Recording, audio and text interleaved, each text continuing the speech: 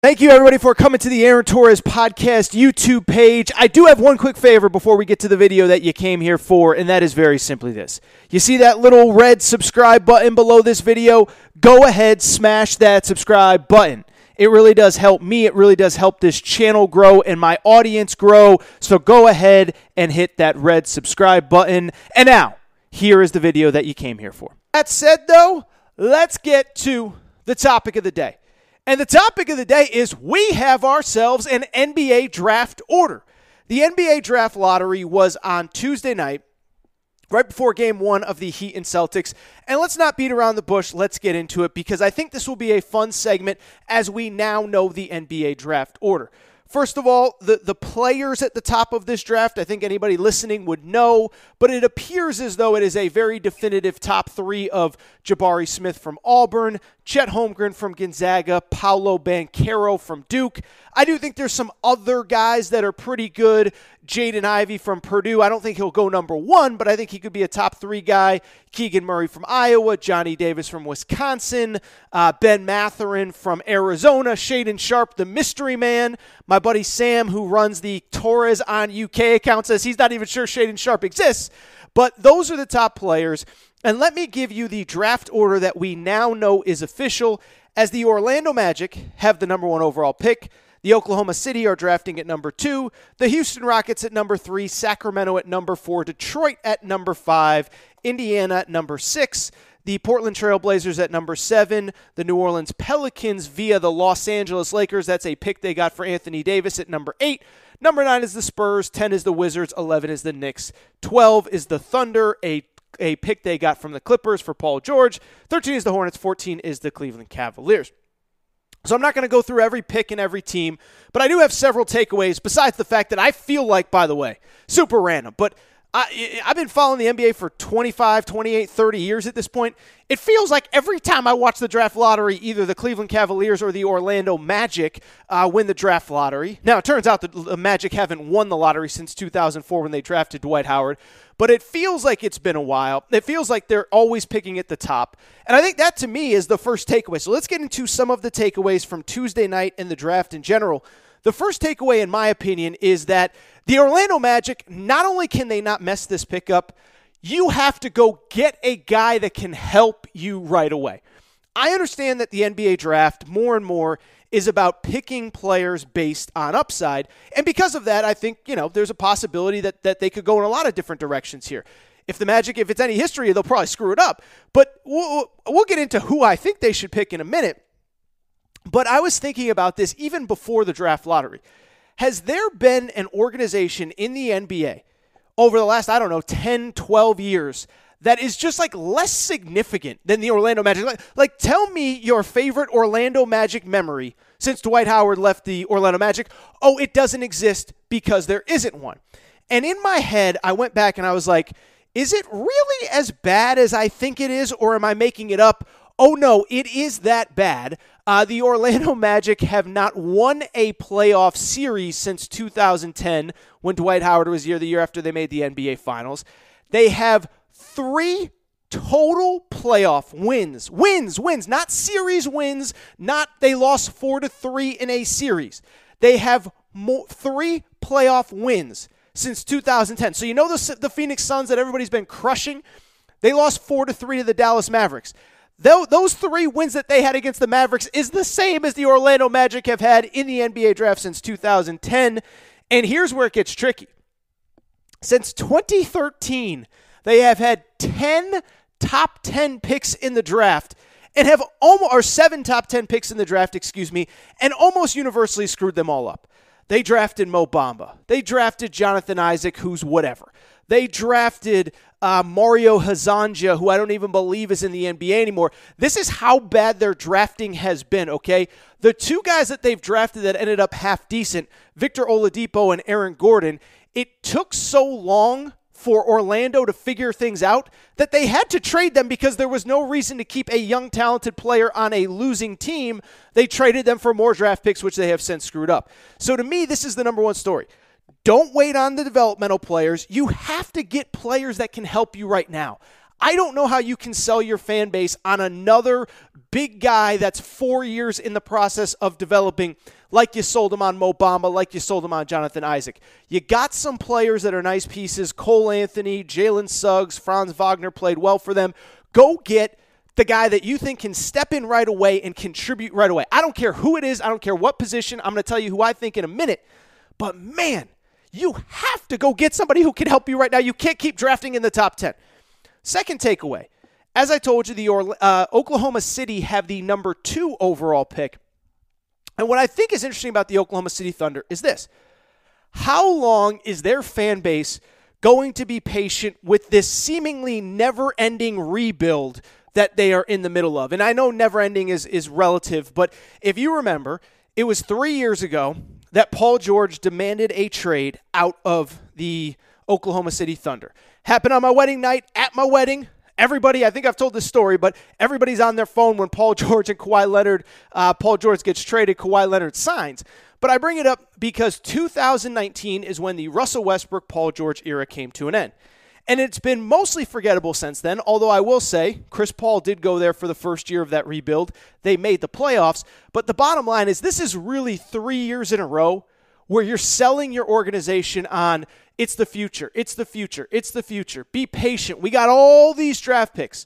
Well, at some point, it doesn't matter how many draft picks you have.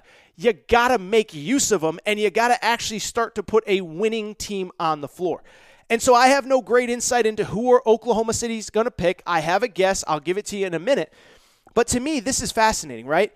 The fan base has been patient. They've been through 3 years of a rebuild. They had the third worst record in the NBA, if I'm reading very quickly at these standings correctly.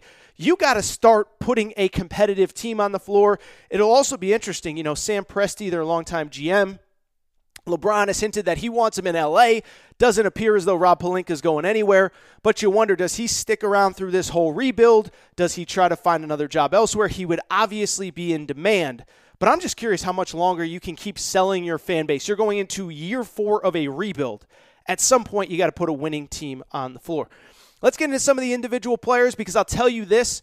In terms of the players, listen, I have no real super hot takes on Paulo Banquero and Jabari Smith. I think Jabari Smith is a little more tools and upside.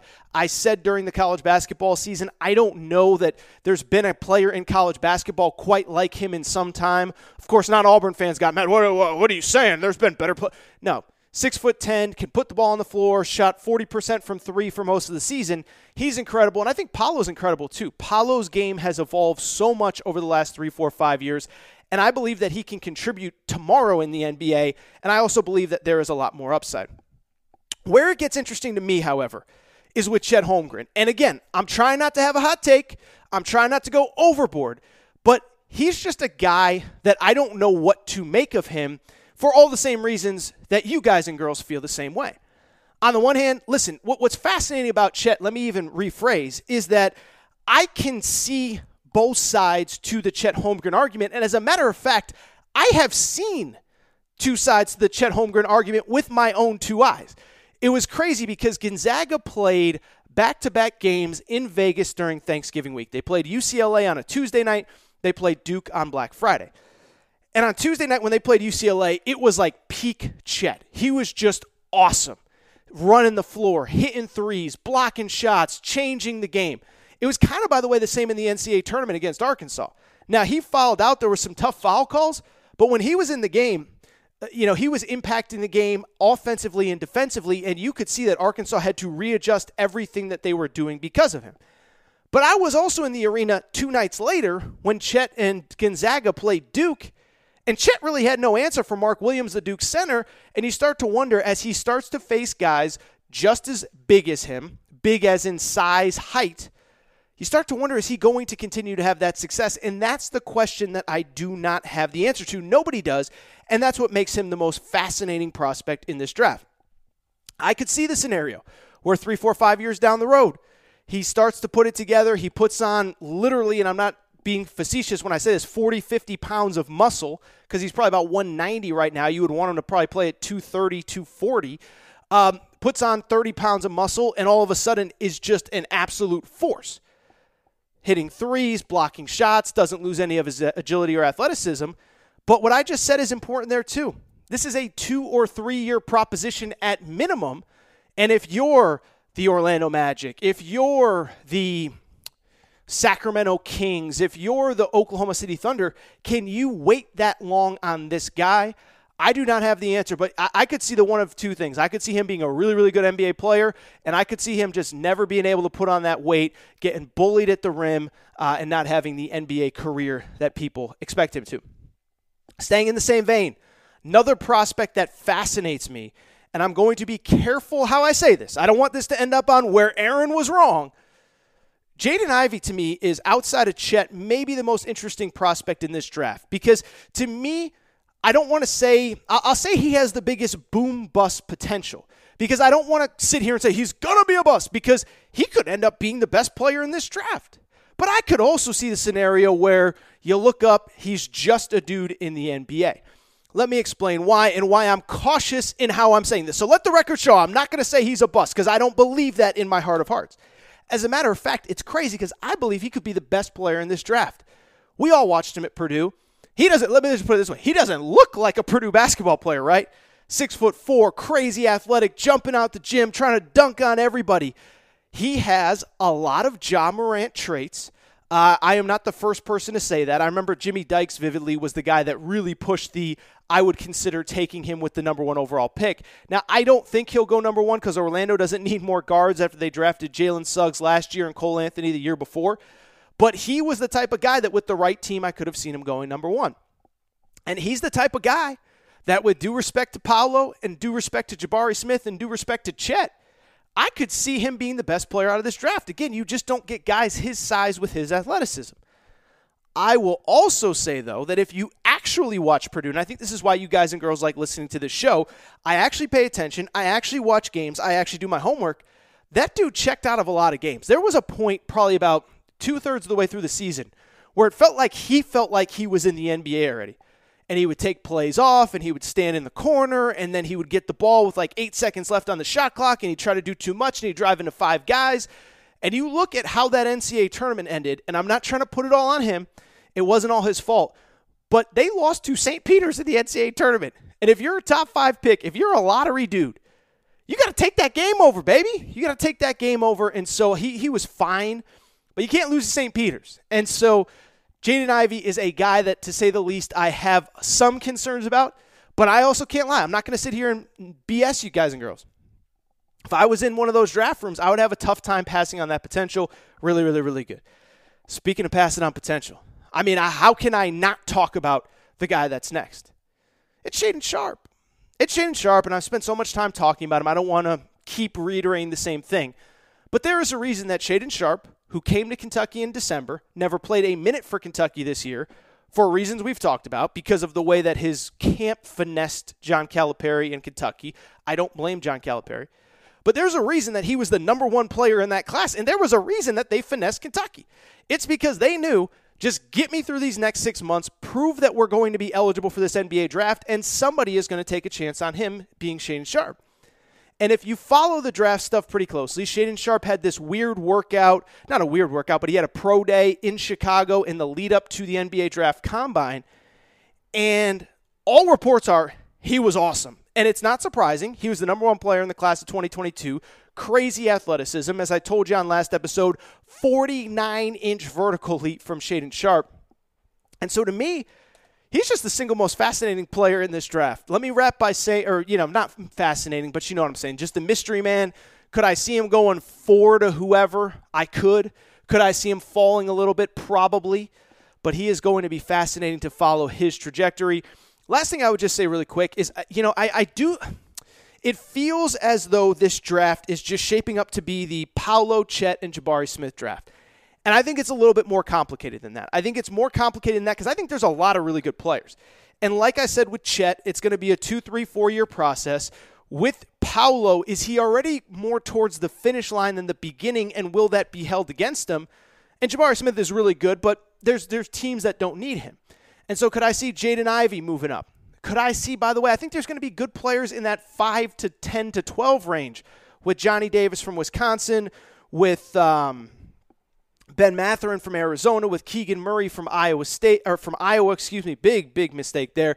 I think there's a lot of really good players, and so I'll be curious to see how it all plays out, but really fun draft. I'm really excited. And then really quickly, let me give you the top 3 picks, how I would draft if I was these teams.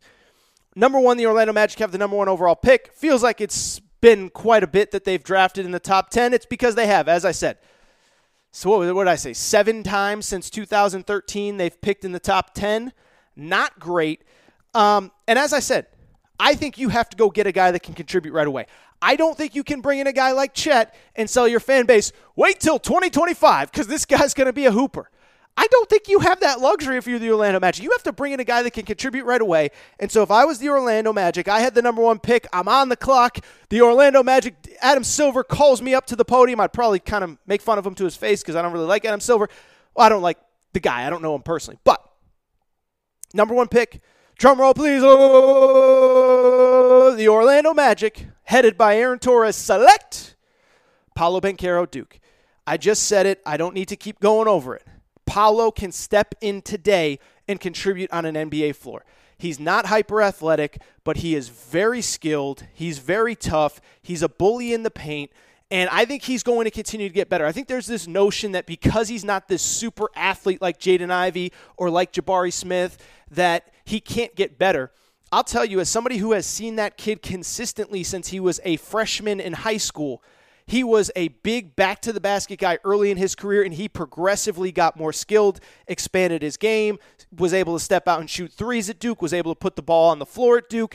I know it's going to be different in the NBA. Despite what J.J. Redick will tell you about me, I know the game of the NBA. I know the NBA game of basketball, and I know how much talent is on the floor. I still believe Paulo is both a guy that can contribute as soon as he steps into the NBA. And I also believe that he is a guy that can evolve into a player more than he already is, an all-star caliber player. Paulo goes at number 1. Because Paulo goes at number 1, I think it makes it interesting. Number 2, the Oklahoma City Thunder. As I said, they have 37,000 draft picks over the next 5 years. I think they take, drumroll please, they're a team that can wait on potential, but I think they pass on Chet Holmgren and they take Jabari Smith. Listen, Jabari Smith's upside is through the roof. 6'11", as I said, was a 40% three-point shooter for most of the season at Auburn. Soft touch, between the legs, he can do it all. And I think if you're Oklahoma City, Jabari Smith is the guy that, like, if it clicks, now Jaden Ivy might be there too, but like if it clicks for Jabari Smith, I mean, we're talking about a potential, whoever, fill-in-the-blank type guy as a 6'9", 6'10 guy that can score at all 3 levels with all the shots and all the soft touch. Don't want to say Kevin Durant. That's unfair, but whatever that next level down is. So to me, I think Oklahoma City at number 2, goes with Jabari Smith. And then at number 3, drumroll, Houston Rockets, another team. They just need to draft good basketball players. I think this would be a spot where you consider Jaden Ivy. I think because you took Jalen Green last year, because you took Josh Christopher last year, a guy that, fair or not, people seem to really like in that organization, got some run this year with the big club, 8 points per game in 74 appearances. You went heavy in the backcourt last year. I think if this was a different circumstance, you maybe take Jaden Ivy over Chet Holmgren. I kind of think they go with Chet here, though. I made my Chet piece. I could see the scenario where 3-4 years he becomes a legitimate star. I can also see the scenario where 3-4 years he still hasn't put on weight. He's still getting bullied in the NBA. And when I say bullied, by the way, I mean it's a relative term. I'm not calling him soft, but when you're 7'1", 190 pounds, it's easy to get pushed around when you're going up against, I don't know, whoever, Kevon Looney or